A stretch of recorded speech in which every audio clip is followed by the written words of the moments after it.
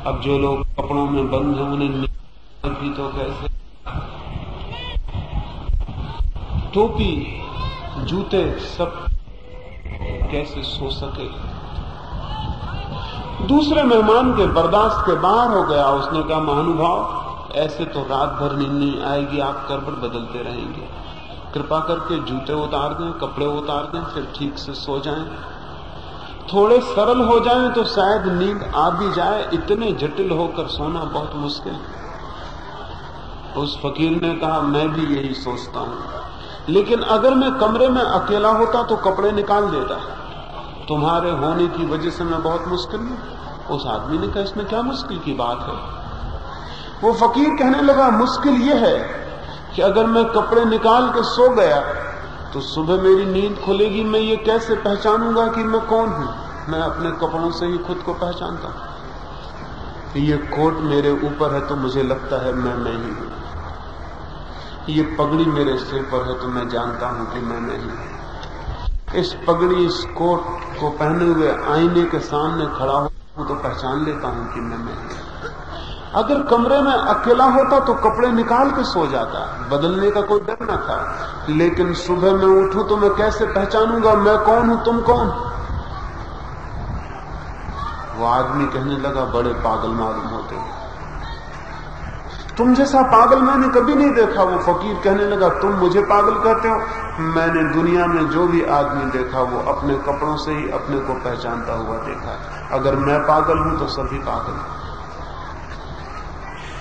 आप भी अपने को कपड़ों के अलावा और किसी चीज से पहचानते हैं?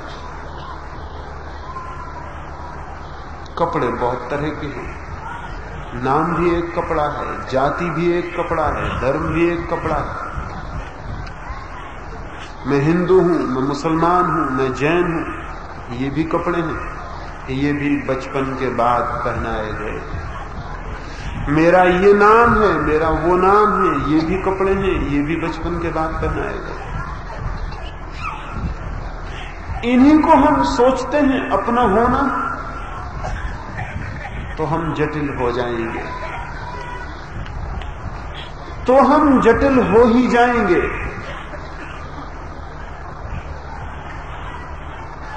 एक महानगरी में एक बहुत अद्भुत नाटक चल रहा था, शेक्सपियर का नाटक था। उस नगरी में एक ही चर्चा थी कि नाटक बहुत अद्भुत है, अभिनेता बहुत कुशल है। उस नगर का जो सबसे बड़ा धर्मगुरु था उसके भी मन में हुआ कि मैं भी नाटक देखूं, लेकिन धर्मगुरु नाटक देखने कैसे जाए, लोग क्या कहेंगे। तो उसने नाटक के मैनेजर को एक पत्र लिखा और कहा कि मैं भी नाटक देखना चाहता हूं, प्रशंसा सुन सुन के पागल हुआ जा रहा हूं, लेकिन मैं कैसे आऊं, लोग क्या कहेंगे। तो मेरी एक प्रार्थना है, तुम्हारे नाटक गृह में कोई ऐसा दरवाजा नहीं है पीछे से जहां से मैं आ सकूं, कोई मुझे न देख सके। उस मैनेजर ने उत्तर लिखा कि आप खुशी से आए, हमारे नाटक भवन में पीछे दरवाजा है, धर्मगुरुओं, सज्जनों, साधुओं के लिए पीछे का दरवाजा बनाना पड़ा है, क्योंकि वे सामने के दरवाजे से कभी नहीं आते। दरवाजा है, आप खुशी से आए, कोई आपको नहीं देख सकेगा, लेकिन एक मेरी भी प्रार्थना है, लोग तो नहीं देख पाएंगे कि आप आए, लेकिन इस बात की गारंटी करना मुश्किल है कि परमात्मा नहीं देख सकेगा। पीछे का दरवाजा है, लोगों को धोखा दिया जा सकता है, लेकिन परमात्मा को धोखा देना असंभव है। और ये भी हो सकता है कि कोई परमात्मा को भी धोखा दे दे, लेकिन अपने को धोखा देना तो बिल्कुल असंभव है। लेकिन हम सब अपने को धोखा दे रहे हैं, तो हम जटिल हो जाएंगे, सरल नहीं रह सकते। खुद को जो धोखा देगा वो कठिन हो जाएगा, उलझ जाएगा, उलझता चला जाएगा। हर उलझाव पर नया धोखा, नया असत्य खोजेगा और उलझ जाएगा। ऐसे हम कठिन और जटिल हो गए। हमने पीछे के दरवाजे खोज लिए ताकि कोई हमें देख न सके। हमने झूठे चेहरे बना रखे ताकि कोई हमें पहचान न सके। हमारे नमस्कार झूठी है, हमारा प्रेम झूठा है, हमारी प्रार्थना झूठी।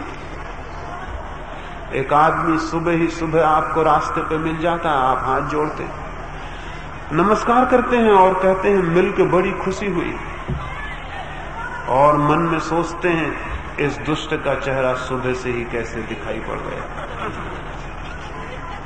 तो आप सरल कैसे हो सकेंगे? ऊपर कुछ है, भीतर कुछ है। ऊपर प्रेम की बातें हैं, भीतर घृणा के कांटे हैं। ऊपर प्रार्थना है, गीत है, भीतर गालियां हैं, अपशब्द है।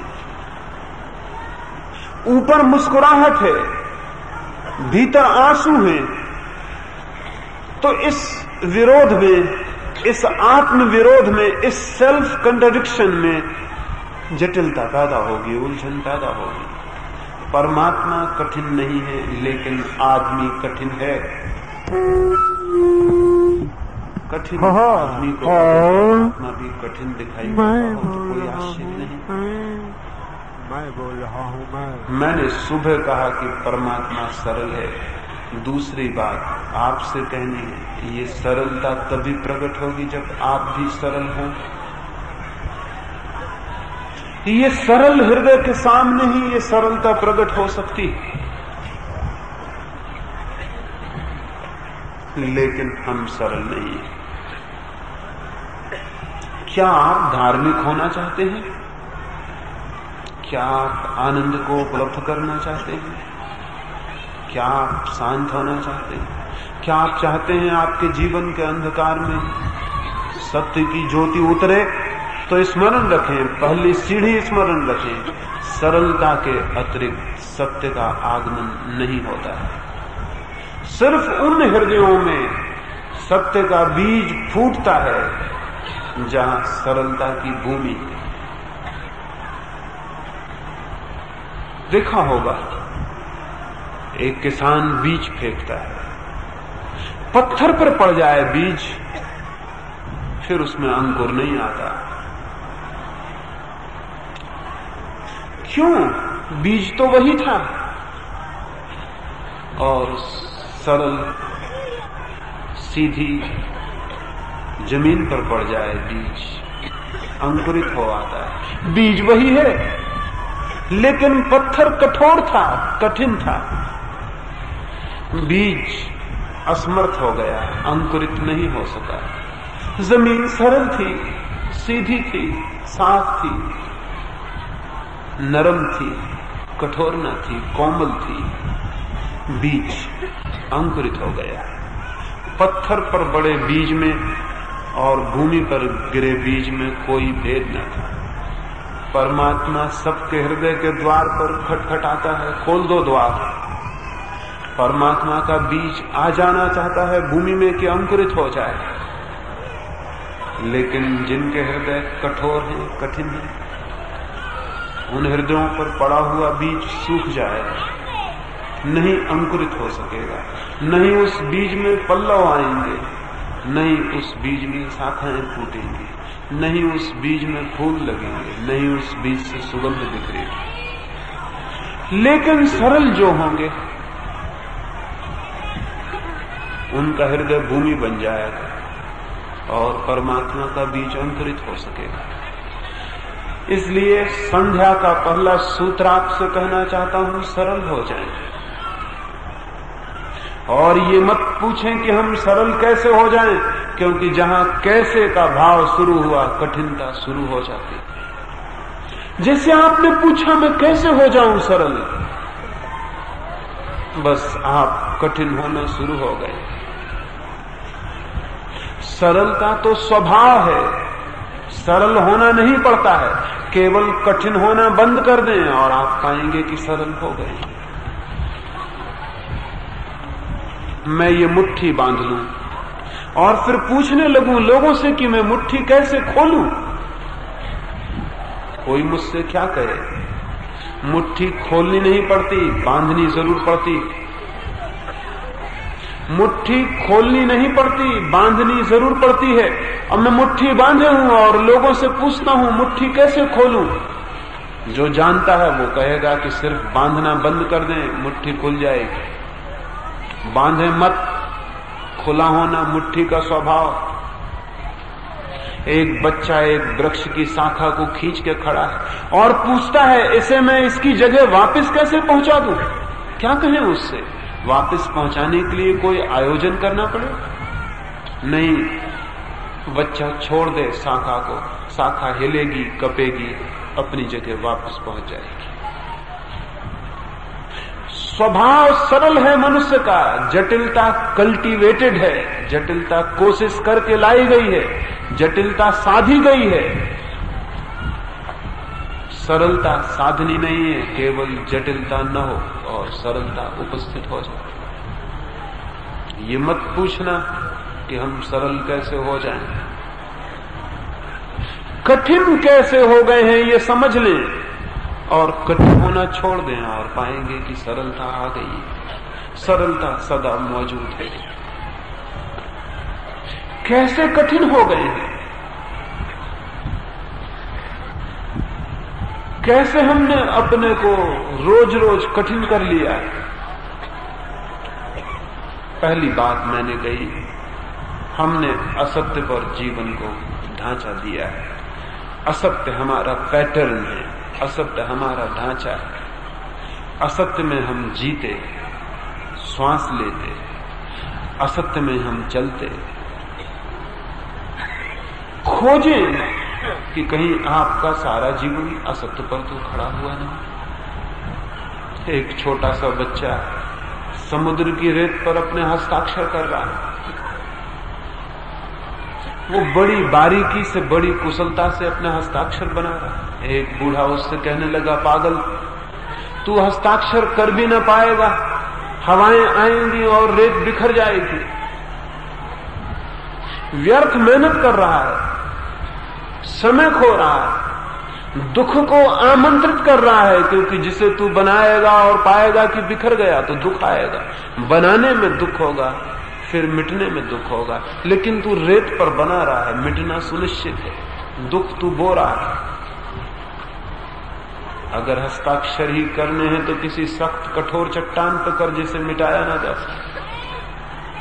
मैंने सुना है कि वो बच्चा हंसने लगा और उसने कहा, जिसे आप रेत समझ रहे हैं कभी वो चट्टान थी, और जिसे आप चट्टान कहते हैं कभी वो रेत हो जाएगी।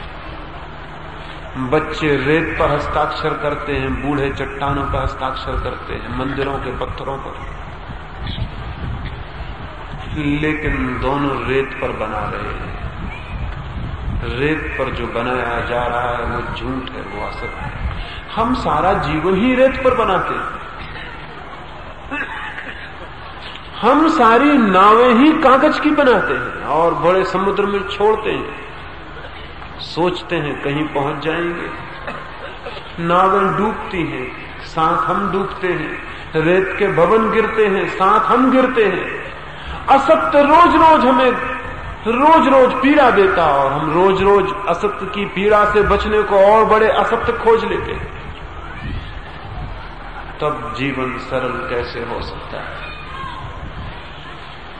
असत्य को पहचाने कि मेरे जीवन का ढांचा कहीं असत्य तो नहीं है। और हम इतने होशियार हैं कि हमने छोटी मोटी चीजों में असत्य पर खड़ा किया हो अपने को, ऐसा ही नहीं है। हमने अपने धर्म तक को असत्य पर खड़ा कर रखा है। मैं एक अनाथालय में गया, वहां 100 बच्चे थे, अनाथ बच्चे। उस अनाथालय के संयोजक मुझसे कहने लगे कि हम बच्चों को धर्म की शिक्षा देते हैं। मैंने कहा, धर्म की शिक्षा? ये शब्द बड़े विरोधी मालूम होते हैं। अधर्म की शिक्षा हो सकती है, धर्म की शिक्षा कैसे हो? अविद्या की शिक्षा हो सकती है, विद्या की शिक्षा का आज तक सुना नहीं गया। घृणा की शिक्षा हो सकती है, युद्ध की शिक्षा हो सकती है, लेकिन प्रेम के विद्यालय अब तक देखे नहीं गए। फिर भी आप कहते हैं तो मैं चलूं, क्या शिक्षा देते हैं जानो। वे मुझे खुशी खुशी ले गए और उन बच्चों से मेरे सामने पूछने लगे, बच्चों से ईश्वर है? उन बच्चों ने हाथ ऊपर उठा दिए। उन्हें जो सिखाया गया था कि ईश्वर है, रटाया गया ईश्वर है, उन्होंने हाथ ऊपर उठा दिए कि हाँ ईश्वर है। उनसे पूछा गया आत्मा है? उन बच्चों ने कहा हाँ आत्मा है। जैसे उनसे पूछा जाता 2 2 4 होते हैं, तो वो कहते हैं हाँ 2 2 4 होते हैं। फिर उनसे पूछा गया परमात्मा कहाँ है? उन बच्चों ने अपने हृदय पर हाथ रख दिए कि यहाँ। मैं एक छोटे बच्चे के पास गया और मैंने कहा कि बेटे बता सकोगे हृदय कहाँ है? उसने कहा ये तो हमें सिखाया नहीं गया।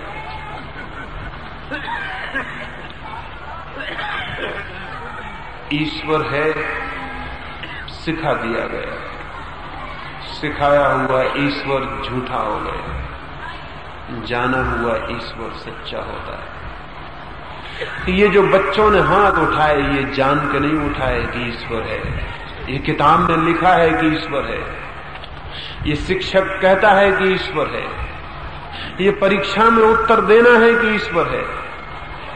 तो बच्चे कहते हैं ईश्वर है, हाथ उठाते। ये हाथ सच्चे हैं?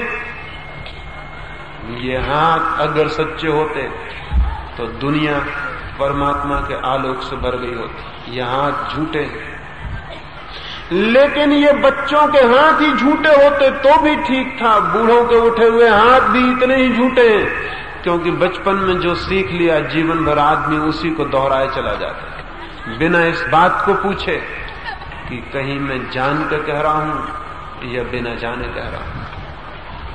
हमारे जीवन का ढांचा ही असत्य है। मंदिर के सामने हाथ जोड़ के खड़े हैं, वे हाथ भी झूठे हैं। परमात्मा का भाव भी झूठा है, क्योंकि परमात्मा का भाव अगर सच्चा होता तो एक बार के जुड़े हुए हाथ हमेशा के लिए जुड़े हुए हाथ हो जाते, और एक बार मंदिर के पास से निकल जाने पर मंदिर का छूटना असंभव हो जाता। फिर तो जहां खड़े हो जाते वहीं उसका मंदिर था, और जो दिखाई पड़ जाता उसी के लिए उसके हाथ जुड़ जाते। लेकिन ऐसा नहीं दिखाई पड़ता। मस्जिद में जाने वाले लोग मंदिर में जाने वाले लोगों की हत्या करते हैं, मंदिर में जाने वाले लोग मस्जिद में जाने वाले लोगों की हत्या कर देते हैं। बड़ा अद्भुत धर्म है, बड़ा झूठा धर्म होगा।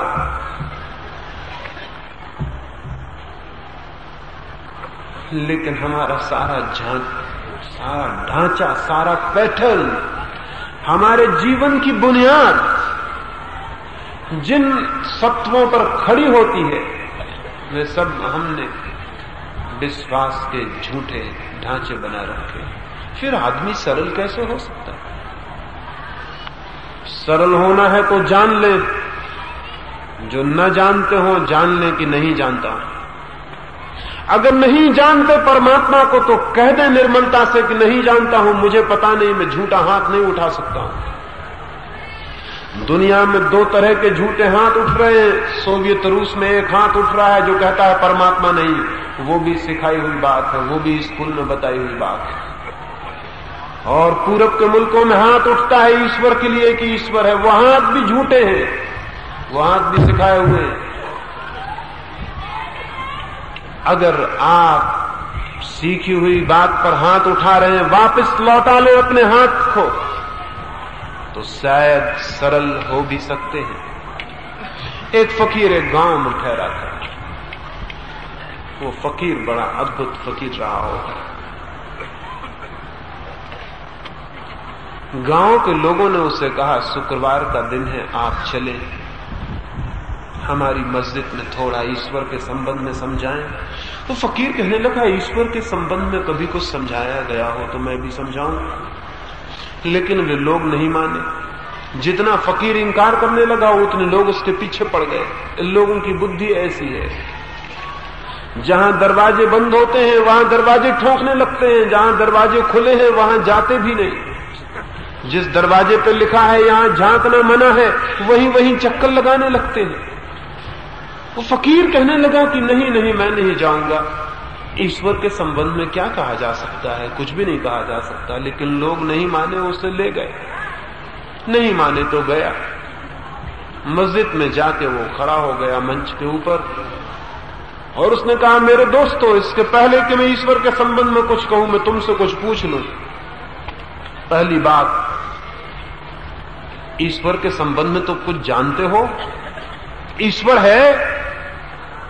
उन सारे लोगों ने हाथ हिला दिए कि हम जानते हैं ईश्वर है। वो फकीर बोला, फिर क्षमा करो, जब तुम जानते हो तो मेरे बोलने की कोई जरूरत न रही, मैं वापस जाता हूं। मैं फिजूल, मैं अपना समय, तुम्हारा समय क्यों खराब करूं? मुझे क्या पता कि तुम्हें पता है? फिर तुम मुझे किस लिए ले लाए हो? जब तुम्हें मालूम है ईश्वर है और तुम्हारे हाथ उठते हैं उसकी गवाही, मेरी कोई जरूरत न रही, मैं जाता हूं। लोग बड़े हैरान हुए, मन और आतुर हो गया कि इस आदमी से सुनना जरूर था, भूल हो गई। उन्होंने तय किया कि अगली बार फिर उसे बुला के लाएं, और अब की बार जब वो पूछेगा जानते हो ईश्वर है, तो हम कहेंगे कि ईश्वर है ही नहीं, हम कुछ भी नहीं जानते। फिर तो बोलेगा। दूसरा शुक्रवार आ गया, वे उस फकीर के पास गए और कहा कि चले ईश्वर के संबंध में कुछ समझाएं। वो फकीर फिर टाल मटोल करने लगा, लेकिन वे नहीं माने। वे उसे ले गए, वो मंच पे खड़ा हो गया। उसने फिर पूछा कि मैं ईश्वर के संबंध में कुछ कहूं, उसके पहले एक बात जान लूं, ईश्वर है? तुम्हें कुछ पता है ईश्वर के होने का? लोगों ने कहा ईश्वर नहीं है और हमें कुछ भी पता नहीं।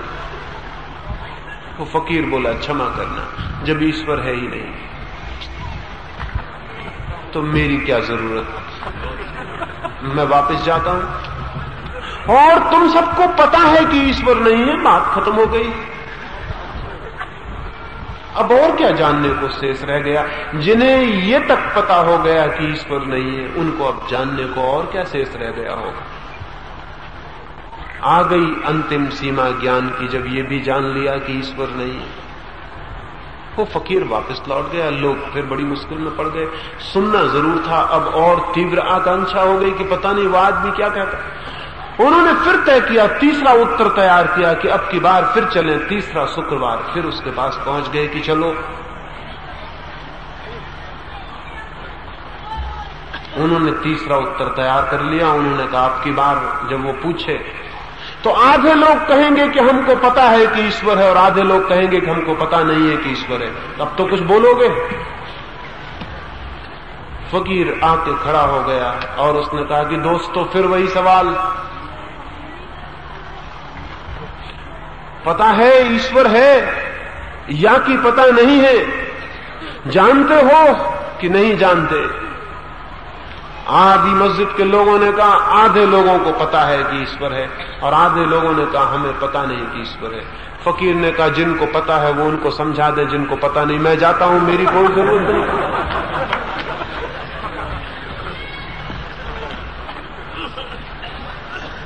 उस फकीर से मैंने भी पूछा कि चौथी बार वो लोग आए कि नहीं। तो फकीर कहने लगा, चौथा उत्तर उन लोगों को नहीं मिल सका, 3 में उत्तर समाप्त हो गए। फिर वो लोग नहीं आए। मैं तो रास्ता देखता रहा कि आए तो फिर जाऊं। मैंने उस फकीर को कहा कि अगर उनको चौथा उत्तर होता तो आप जाते। वो कहता, अगर चौथा उत्तर होता तो मैं जरूर जाता और बोलता। मैंने पूछा, वो चौथा उत्तर क्या हो सकता था? वो फकीर कहने लगा, अगर वे चुप रह जाते और कोई भी उत्तर न देते तो मैं कुछ बोलता, क्योंकि तब वे सच्चे लोग होते, तब वे झूठी बात को गवाही नहीं देते, तब वे मौन रह जाते। उन्हें कुछ भी पता नहीं, न होने का न होने का, तब वे अपने अज्ञान में मौन रह जाते। अज्ञान उनका सत्य था, सच्चाई थी। ज्ञान, आस्तिक का ज्ञान, नास्तिक का ज्ञान सब झूठ है, सीखी हुई बकवास। अगर वे चुप रह जाते तो मैं बोलता, वो फकीर कहने लगा। और आज तक सत्य के संबंध में तभी समझाया जा सका है या जाना जा सका है, बोला जा सका है, इशारे किए जा सके, जब दूसरी तरफ सच्चाई से भरा हुआ मौन हो। झूठ से भरे हुए उत्तर नहीं, सच्चाई से भरा हुआ प्रश्न काफी है। झूठ से भरा हुआ ज्ञान नहीं, सच्चाई से भरा हुआ ज्ञान भी परमात्मा की तरफ ले जाने वाला चरण बन जाता है। हम पूछें अपने से, हमारा ज्ञान सच है? हमारा ज्ञान सच है? और जब हमारा ज्ञान ही सच नहीं तो हमारा जीवन कैसे सच हो सकता है? ज्ञान पर तो जीवन खड़ा होता, लेकिन हम झूठ में हां भरते चले जाते हैं। हम चुपचाप हां भरते चले जाते हैं। चारों तरफ लोग हां भरते हैं तो हम भी हां भरते हैं। चारों तरफ जो लोग कहते हैं वही हम भी कहते हैं। हम भीड़ के हिस्से हो गए हैं, भीड़ एक झूठ है। हम समाज के हिस्से हो गए हैं, समाज एक झूठ है। एक बार एक अद्भुत घटना घट गई। एक आदमी ने एक सम्राट से आकर कहा, तुमने सारी पृथ्वी जीत ली, लेकिन एक चीज की कमी रह गई तुम्हारे पास। तुम्हारे पास देवताओं के वस्त्र नहीं। मैं तुम्हें देवताओं के वस्त्र लाके दे सकता हूं। सम्राट के लोभ को गति मिली, सोचा देवताओं के वस्त्र मिल जाएं तो इससे शुभ और क्या होगा। उसने कहा कितना खर्च होगा? उसने कहा खर्च तो बहुत होगा, क्योंकि आदमियों की रुस्बत देख देख के देवता भी रुस्बत लेने लगे। बहुत रुस्बत लगेगी, तो वहां भी बहुत भ्रष्टाचार फैल गया। दिल्ली में ही नहीं, इंद्र की नगरी में भी बहुत भ्रष्टाचार है, क्योंकि यहां के मरे हुए सब भूतपूर्व मिनिस्टर वहीं इकट्ठे हो गए हैं और सब बहुत रुस्बत मांगते हैं। सस्ते में काम नहीं चलता। यह आदमी तो 10-5 रुपए में भी मान जाता है, देवताओं को तो 10-5 रुपए की कोई कीमत नहीं। करोड़ों खर्च हो जाएंगे, 10-5 करोड़ रुपए खर्च होंगे। लेकिन राजा के मन को लोभ पकड़ गया। विश्वास तो नहीं आता था कि देवताओं के वस्त्र कैसे आएंगे, कभी देखे नहीं गए हैं। लेकिन फिर भी उसने कहा कि कोई हर्ज नहीं, लेकिन देखो धोखा देने की कोशिश मत करना, नहीं तो फांसी पे लटक जाओ। तुम्हारे घर पर पहरा रहेगा नंगी तलवारों का। उसने कहा घर पे पहरा रखें, क्योंकि देवताओं का रास्ता सड़क से होकर नहीं जाता, वो बहुत अंदरूनी रास्ता है। वो तो मैं घर के भीतर से देवताओं के लोक में चला जाऊंगा, आप उसकी फिक्र न करें। 10 करोड़ रुपए खर्च होने थे, वो रुपए दे दिए गए। उसके घर के पास तलवारों का पहरा लगा दिया। 6 महीने बाद उसने कहा मैं वस्त्र लेके आऊंगा, क्योंकि सरकारी कामकाज बड़ी मुश्किल से होता है, लंबा वक्त लग जाता है, 1-2 दिन में नहीं होता। सरकारी काम है, फाइल पे फाइल सरकेगी, इस क्लर्क को खिलाओ, उस दफ्तर में खिलाओ, उधर चलो, तब मुश्किल से कहीं हो पाएगा। किसी अप्सरा को मनाओ तब कहीं इंद्र के वस्त्र मिल सके, बहुत मुश्किल है, लेकिन कोशिश मैं करूं। 6 महीने बीत गए, सारी राजधानी आतुर हो उठी, सारे देश में खबरें पहुंच गई, अद्भुत घटना घट रही, मिरेकल। देवता के वस्त्र पृथ्वी पर पहली बार आ रहे हैं। शक है सभी को, संदेह है सभी को, लेकिन नंगी तलवारों का पहरा है। 6 महीने पूरे हो गए। सुबह सूरज निकला और वो आदमी घर के बाहर आ गया। वो साथ में एक बहुमूल्य पेटी लिए हुए, ताले बंद थे। अब तो कोई शक भी ना रहा। उसने कहा राजमहल ले चलो। नंगी तलवारों के पहरे में वो राजमहल पहुंच गया। लाखों लोगों की भीड़ सड़कों पर इकट्ठी हो गई, दरबार भरा है, दूर दूर से राजा आए हैं। उसने जाके दरबार में पेटी रखी, तब तो सम्राट भी निश्चिंत हो गया कि धोखा नहीं दिया गया। फिर उसने ताला खोला, फिर उसने सम्राट को कहा कि आप पास आ जाएं और ये वस्त्र मैं भेंट करता हूं। उसने कहा अपनी पगड़ी अलग कर दें। सम्राट ने पगड़ी नीचे कर दी। उसने पेटी के भीतर हाथ डाला और खाली हाथ बाहर निकाला और कहा ये पगड़ी लें देवताओं की। सम्राट ने देखा हाथ खाली है, कोई पगड़ी नहीं। फिर वो आदमी हंसने लगा। उसने कहा, देवताओं ने चलते वक्त मुझसे कहा है जो अपने बाप से पैदा हुआ होगा उसी को ये वस्त्र दिखाई पड़ेंगे, ये बस सभी को दिखाई नहीं पड़ सकते। राजा को हाथ खाली दिखाई पड़ रहा है, लेकिन वो कहने लगा, आहा कैसी सुंदर पगड़ी, ऐसी पगड़ी कभी देखी नहीं। उसने वो पगड़ी जो थी ही नहीं अपने सिर पर रख ली। झूठ शुरू हो गया, झूठ की यात्रा शुरू हो गई। सोचा उसने कि मैं कहूं कि पगड़ी दिखाई नहीं पड़ती तो मुश्किल हुई, अपने बाप से पैदा नहीं हुआ ऐसी अफवाह फैल जाएगी। और फिर यह भी डर हुआ, क्योंकि जैसे ही दरबार के लोगों ने सुना कि वस्त्र उन्हीं को दिखाई पड़ेंगे जो अपने बाप से पैदा हुए, दरबारी आगे बढ़ बढ़ के आ गए और पगड़ी की प्रशंसा करने लगे और कहने लगे, ऐसी सुंदर पगड़ी 10 करोड़ कुछ भी नहीं है। अब जब सारा दरबार कहने लगा, रानियां कहने लगी, वजीर कहने लगे, मित्र कहने लगे, एक आदमी नहीं उस दरबार में जो कहे कि पगड़ी मुझे दिखाई नहीं पड़ती।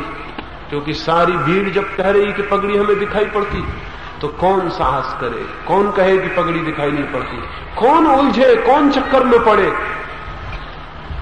राजा ने पगड़ी पहन ली। भीतर तो प्राण थरथरा रहे हैं, लेकिन ऊपर से वो मुस्कुरा रहा है। फिर कोट भी उतर गया, फिर धोती भी उतर गई, फिर एक ही वस्त्र रह गया। तब राजा घबराया, अब तो मैं नग्न हो जाऊंगा। एक एक वस्त्र ले लिया गया और झूठे वस्त्र दे दिए गए जो थे ही नहीं। और दरबार में तालियां बज रही और लोग प्रशंसा कर रहे हैं। राजा एक क्षण सोचा कि अब क्या करूं, लेकिन झूठ में जो आगे बढ़ता है एक झूठ और बड़े झूठ में ले जाता है। अब पीछे लौटना बहुत मुश्किल मालूम होने लगा।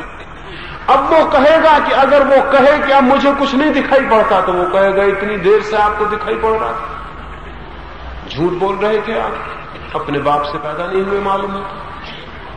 मजबूरी थी उसे अंतिम वस्त्र भी छोड़कर नग्न खड़ा हो जाना पड़ा। और तब उस नंगे खड़े राजा को देख लोग तालियां बजाने लगे। हर एक को राजा नंगा दिखाई पड़ रहा है, लेकिन कोई भी कहता नहीं कि राजा नंगा है। और उस आदमी ने कहा, सम्राट, ये वस्त्र पहली बार पृथ्वी पर आए हैं, इनकी शोभा यात्रा निकलनी बहुत जरूरी है। राजधानी के राजपथों पर चलें आप रथ में बैठकर, ताकि सारा नगर देख ले कि देवताओं के वस्त्र आ गए। लोग उत्सुकता से बाहर बाट जो रहे। अब राजा के प्राण कपे, वो नग्न खड़ा है, कम से कम अपने महल में है, रास्ते पर जाए, लेकिन झूठ की यात्रा शुरू हो चुकी। अब उसे रोकना बड़ा मुश्किल मालूम होने लगा। मजबूरी है। दरबारी भी कहने लगे कि महाराज, ये तो वस्त्रों के स्वागत में जरूरी है कि आप बाहर चले। महाराज को बाहर भी जाना पड़ा। वो नग्न राजा रथ पर सवार हो गए। लाखों लोगों की भीड़ है और लोग वस्त्रों की प्रशंसा कर रहे हैं, क्योंकि शर्त का सबको पता चल रहा है। सिर्फ भीड़ में कुछ छोटे छोटे बच्चे जो अपने पिताओं के कंधों पर चढ़ के राजा को देखने आ गए थे, वो अपने बाप के कानों में कहने लगे, पिताजी, राजा नंगा मालूम पड़ता है। लेकिन बापों ने कहा, चुप नादान, ना समझ, गैर अनुभवी। राजा नंगा नहीं, राजा सुंदर वस्त्र पहने हुए। जब तुम बड़े हो जाओगे तुमको भी वस्त्र दिखाई पड़ने लगेंगे, चुप रहो, अभी अनुभव नहीं है। बच्चे अगर सत्य बोलते भी हैं तो बूढ़े जो असत्य में दीक्षित हो गए उन्हें बोलने नहीं देते। बच्चे कभी इशारा भी करते हैं कि मुझे ये नहीं दिखाई पड़ता, तो बूढ़े कहते हैं, चुप, ना समझ, अभी तुझे अनुभव नहीं, अनुभव तुझे भी दिखा दे। और अनुभव दिखा देता है, क्योंकि अनुभव सब असत्य में यात्रा का अनुभव है। जब वो भी बूढ़ा हो जाता है, उसी असत्य की यात्रा से गुजरता है, तब उसको भी दिखाई पड़ने लगते हैं वस्त्र। हम सब भी नंगे राजा के वस्त्र देख रहे हैं। सरल कैसे हो सकते हैं? झूठे वस्त्रों की गवाही देके कोई सरल कैसे हो सकता है? आपको मंदिर की मूर्ति में कभी भगवान दिखाई पड़े हैं?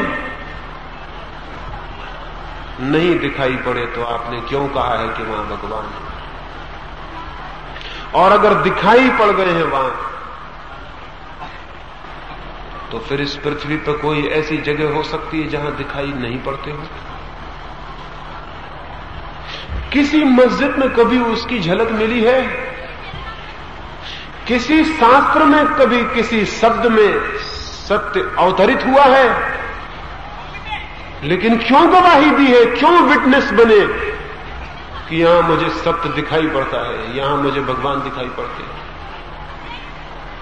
ये जो झूठ की गवाही दी है, तो फिर सरल नहीं हो सकते हैं, नहीं हो सकते हैं, नहीं हो सकते। कोई रास्ता नहीं है फिर सरल हो जाने का। पहली बात, पहला सूत्र समझ ले, सरल हो जाने के लिए असत्य से अपनी गवाही अलग कर ले। विटनेस न बने असत्य के, गवाह न बने असत्य के। हम सब गवाह हैं, हम में से सत्य का गवाह कोई भी नहीं, क्योंकि जो सत्य का गवाह है वो परमात्मा का साक्षी हो जाता है। असत्य की गवाही है सुबह से सांझ तक, जन्म से मृत्यु तक, सारा जीवन असत्य की एक गवाही है। और रोज रोज असत्य की यात्रा बढ़ती चली जाती, बढ़ती चली जाती, बढ़ती चली जाती। धर्म हमारा असत्य, जीवन के संबंध हमारे असत्य। बेटा से बाप कहता है कि मैं तुझे प्रेम करता हूं, और यही बाप बेटे को युद्ध पर भेज देता है कि जा तू लड़ और कट। तब कहता है कि देश सेवा के लिए भेजना बहुत जरूरी था। अगर दुनिया में बाप अपने बेटों को प्रेम करते होते, जमीन पर आज तक कोई युद्ध संभव नहीं था। कौन अपने बेटों को कटने भेजते? लेकिन किसी बाप ने अपने बेटे को प्रेम नहीं किया। कहता है कि मैं प्रेम करता हूं। कौन कटवाता है युद्धों में? पहले महायुद्ध में 7.5 करोड़ लोगों की हत्या हुई, दूसरे महायुद्ध में 10 करोड़ लोगों की हत्या हुई। कौन ने कटवाया? ये लड़के। रोज लड़के कट रहे हैं, ये कौन कटवा रहा है? कौन भेज रहा है? मां भेजती है, पत्नी भेजती है, बहन भेजती है, बाप भेजता है, भाई भेजता है, बेटे भेजते, मित्र भेजते, और हम कहे चले जाते हैं कि हम प्रेम करते हैं, और हम चिल्लाए चले जाते हैं कि हम प्रेम करते हैं। ये हमारा प्रेम बड़ा झूठा मालूम होता है। कौन किसको प्रेम कर रहा है? और जो एक बार प्रेम करने में समर्थ हो जाएगा, क्या आप जानते हैं वो परमात्मा से दूर रह सकेगा एक क्षण को भी?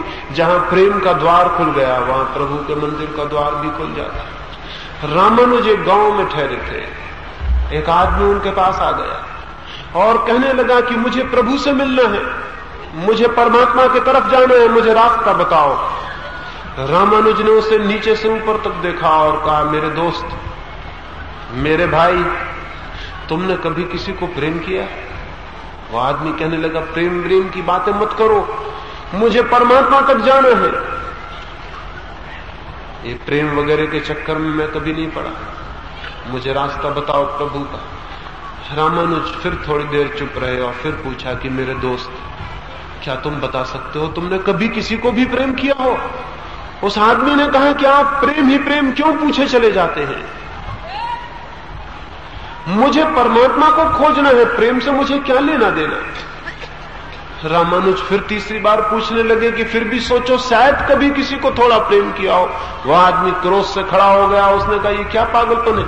मैं प्रभु का रास्ता पूछता हूं, मैं पश्चिम की पूछता हूं, आप पूरब की बताते हैं, मैं प्रेम की बात नहीं पूछ रहा हूं। रामानुज की आंखों में आंसू आ गए। उन्होंने कहा, फिर तुम जाओ, तुमने अगर किसी को भी प्रेम किया होता तो उसी प्रेम को प्रार्थना में बदला जा सकता था। तुमने अगर एक को भी प्रेम किया होता तो उसी प्रेम के द्वार से तुम्हें एक में तो परमात्मा कम से कम दिखाई पड़ जाता है। और जिसको एक में दिखाई पड़ जाता है, फिर कोई मामला बहुत बड़ा नहीं, उसे सब में दिखाई पड़ सकता है।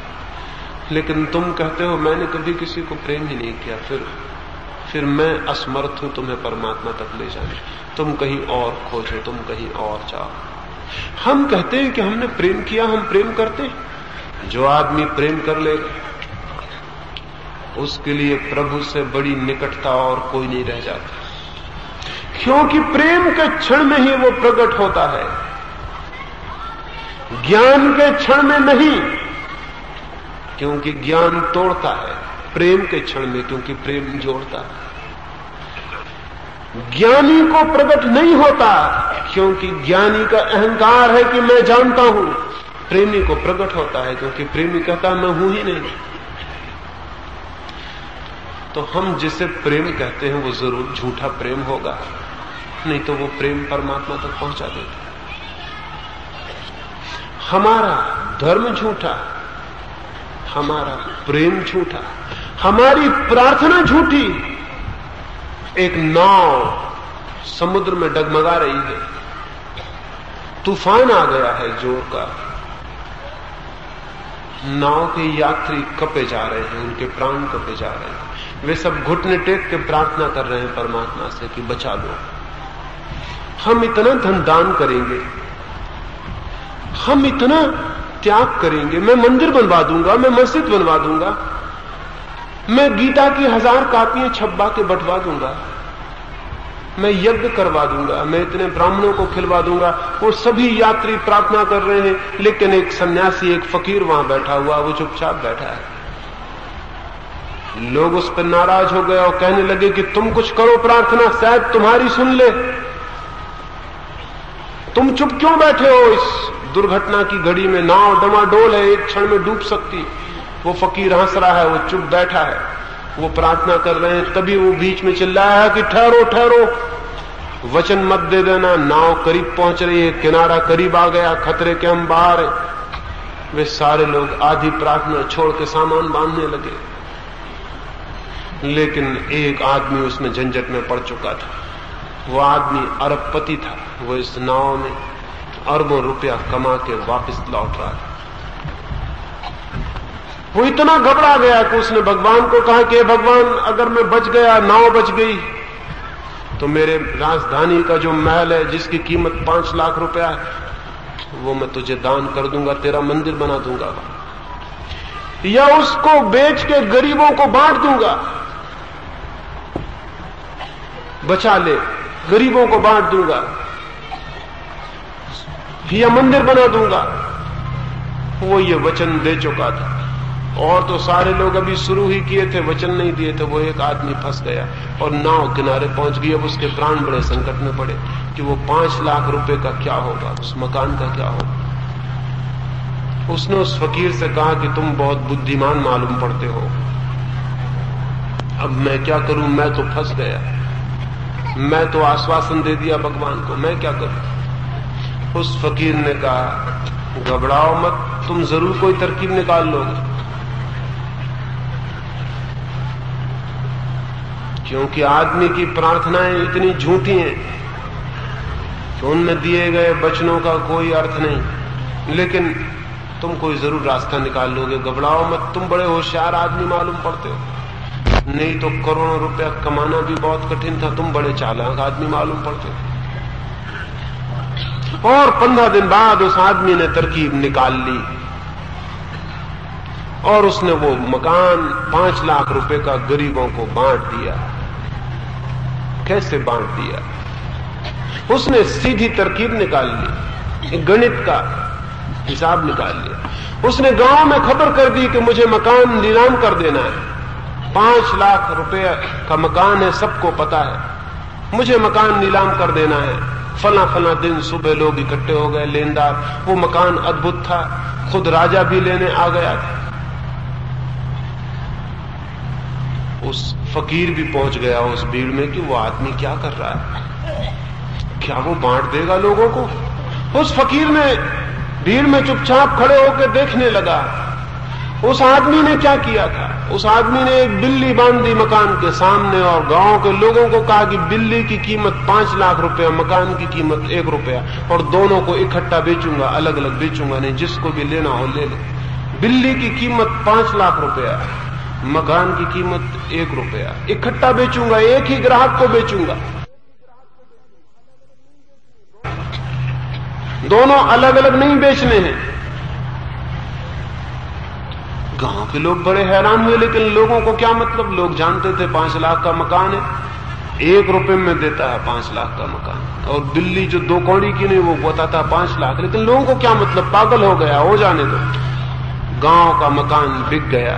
एक आदमी ने 5 लाख में बिल्ली खरीद ली, 1 रुपए में मकान खरीद लिया। उस आदमी ने 5 लाख तिजोरी में बंद किए, 1 रुपया गरीबों में बांट दिया। उसने तरकीब निकाल ली, उसने रास्ता निकाल लिया। हमारी प्रार्थना झूठ है, हमारी पूजा झूठ है, क्योंकि हम झूठे हैं बुनियाद में, इसलिए हमारा सब झूठा है। हमारा ज्ञान, हमारा धर्म, हमारी प्रार्थना, हमारा प्रेम, क्योंकि बुनियाद में हम झूठे हैं। और झूठ पर खड़ा हुआ जीवन सरल नहीं हो सकता।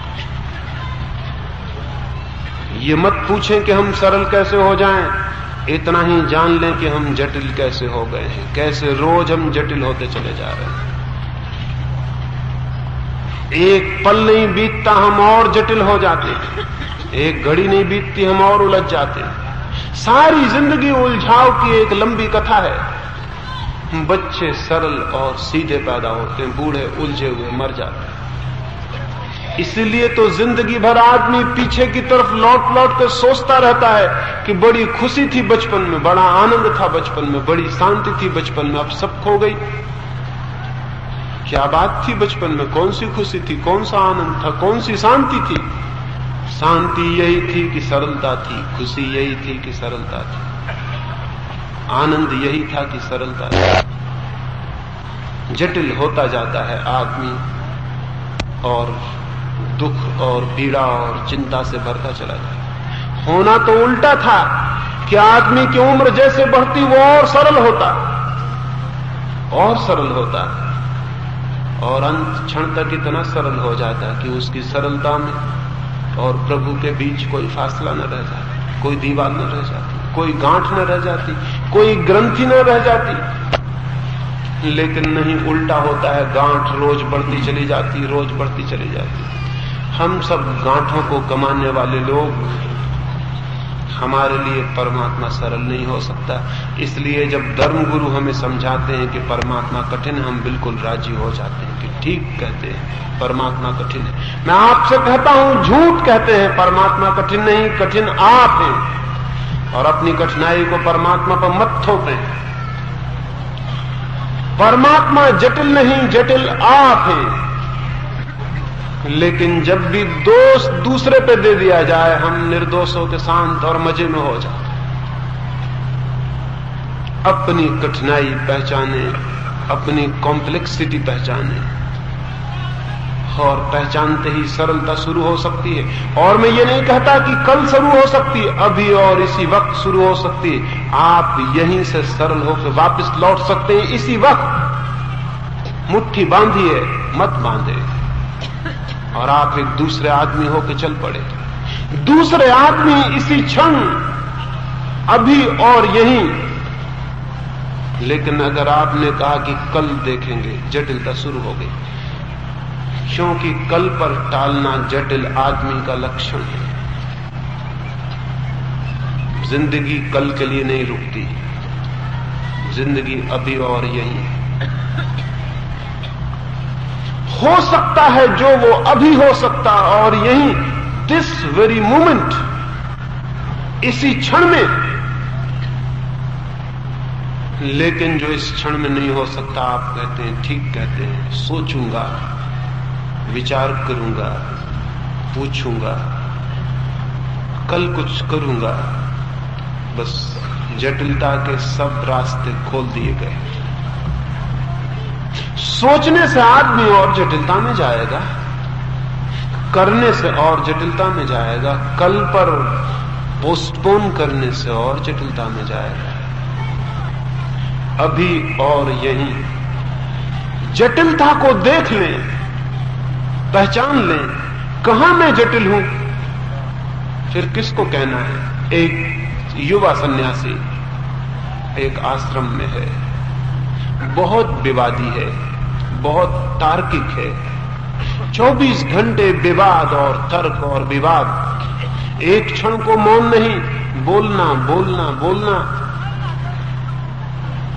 एक अजनबी मेहमान आश्रम में आया हुआ है, वो युवक उसके पीछे पड़ गया है।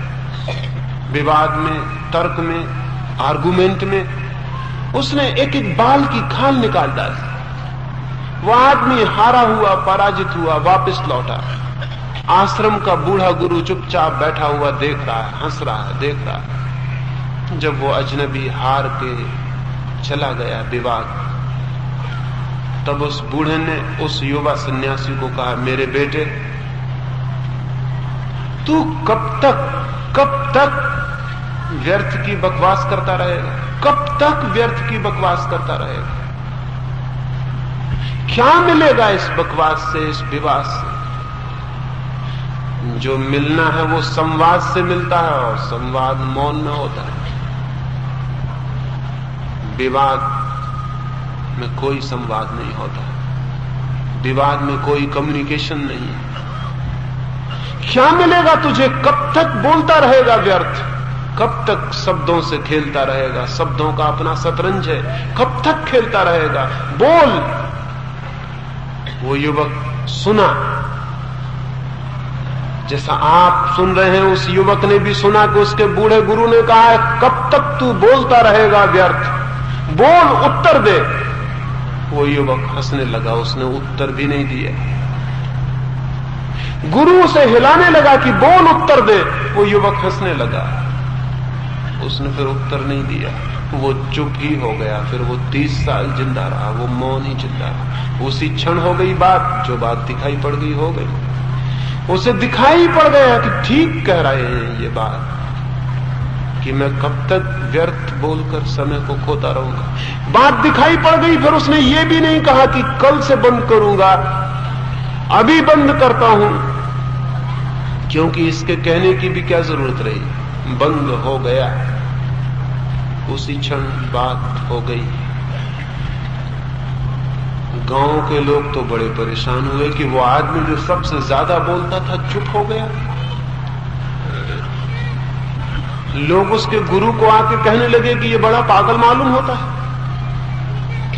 उस गुरु ने कहा, काश लोग इतने ही पागल हों तो पृथ्वी स्वर्ग बन जाए।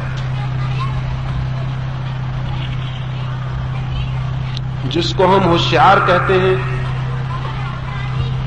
वो आदमी सोच विचार करता है, सोच विचार करता है, सोच विचार करता है, कल करूंगा, कल करूंगा। उसमें कूदने की सामर्थ्य विलीन हो जाती है। और सत्य को केवल वे लोग उपलब्ध होते हैं जो कूदने की और दांव लगाने की सामर्थ्य रखते हैं। तो मैंने कही ये थोड़ी सी बात, जटिल है मनुष्य का मन।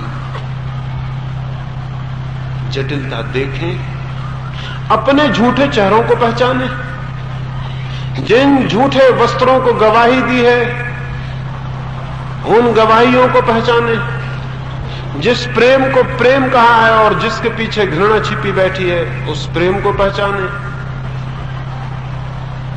जिस ज्ञान को ज्ञान समझा है और जहां ज्ञान बिल्कुल भी नहीं, उस ज्ञान की व्यर्थता को देखें। और देखते ही आप पाएंगे कि एक दीवार टूट गई और कोई किरणें उतरनी शुरू हो गई हैं और प्राण सरल हो गए हैं, निर्दोष हो गए हैं, इनोसेंट हो गए हैं। धन्य है वे लोग जो सरल हो जाते, क्योंकि परमात्मा उनकी संपदा बन जाता है। धन्य है वे लोग जो सरल हो जाते, क्योंकि सरलता के द्वार से उन्हें सब कुछ मिल जाता है। धन्य है वे लोग जो सरल हो जाते, क्योंकि सत्य का और प्रभु का राज्य उनका है। लेकिन अभागे हैं वे लोग जो जटिल हैं, और हम सब जटिल हैं। हमारा अभाग्य, हमारा दुर्भाग्य यही है कि हम अपने को उलझाए चले जाते हैं, उलझाए चले जाते हैं, उलझाए चले जाते हैं। ये थोड़ी सी बात मैंने कही। इस संबंध में और जो बातें हैं वो आने वाली चर्चाओं में आपसे कहूंगा। एक छोटी सी घटना और अपनी चर्चा में पूरी करूंगा। जीसस क्राइस्ट एक गांव में गए। उस गांव के लोग इकट्ठे हो गए। गांव का पुरोहित, गांव का पंडित, गांव का डॉक्टर, गांव का शिक्षक, गांव के व्यापारी, गांव के मजदूर, गांव के पुरुष, स्त्रियां, वे सब इकट्ठे हो गए। वे जीसस की बातें सुनने लगे और जीसस उन लोगों से कहने लगे कि परमात्मा का राज्य बहुत निकट है, तुम प्रवेश होना चाहते हो कि नहीं? वो जो किंगडम ऑफ गॉड है बहुत करीब है, तुम चलना चाहते हो वहां या नहीं? उन लोगों ने कहा, प्राण तो हमारे भी आतुर हैं, लेकिन कौन जा सकेगा? कौन है पात्र? कौन जा सकेगा प्रभु के राज्य में? कौन है पात्र? कौन है अधिकारी? तो जीसस ने सामने खड़े हुए धर्मगुरु को देखा। नहीं, वो अधिकारी नहीं था, क्योंकि उसे ख्याल था कि मैं धर्म का गुरु। अहंकार था। जीसस ने पास में खड़े हुए धनपति को देखा। उसकी रीढ़ में अकड़ थी, उसके जेब बजनी थे, उसके पास सोना था, धन था, वो भी कुछ था। नहीं नहीं, वो भी पात्र नहीं हो सकता। जीसस की आंख वहां से भी हट गई। जीसस ने दरिद्र की तरफ देखा। उसके मन में सिवाय रोटी की और कल्पना नहीं थी कोई। धनी के मन में सोने चांदी का हिसाब था, गरीब के मन में रोटी का हिसाब था। धर्मगुरु समझता था, मैं जानता हूं। गांव का नास्तिक खड़ा था, वो समझता था ईश्वर है ही नहीं, ईश्वर का कोई राज्य ही नहीं है। कौन कहता है? जीसस की आंखें एक एक आदमी को देखने लगी और खिसकने लगी। नहीं नहीं, वो कोई भी पात्र नहीं। और तब किस पर जीसस की आंखें रुकी? एक बच्चे पर जो भीड़ के बाहर चुपचाप धूल में खेल रहा था। वो दौड़ के गए, उस धूल भरे बच्चे को उठा लिया, ऊपर और कंधों पर ऊपर उठा के लोगों से कहा, सुनो, जो लोग इस बच्चे की भांति सरल होंगे परमात्मा के राज्य के अधिकारी हुए। अपने से पूछना रात जाकर, बच्चे की सरलता है आपके पास? नहीं है तो फिर प्रभु बहुत कठिन है, फिर वो सरल नहीं हो सकता। और अगर आपके प्राणों से कोई बच्चा बोल उठे कि हाँ मैं तैयार हूं, मैं मर नहीं गया हूं, तुम्हारी सब कोशिश के बावजूद भी मैं मर नहीं गया हूं, तुम्हारे सब झूठों के बावजूद भी मैं जिंदा हूं, इन स्पाइट यू, और मुझे खोज लो, तुम्हारा बच्चा भी मौजूद जाएंगे। आज की रात भी द्वार खुल सकते हैं, किसी भी क्षण खुल सकते हैं। मेरी बातों को इतने प्रेम और शांति से सुना, उसके लिए बहुत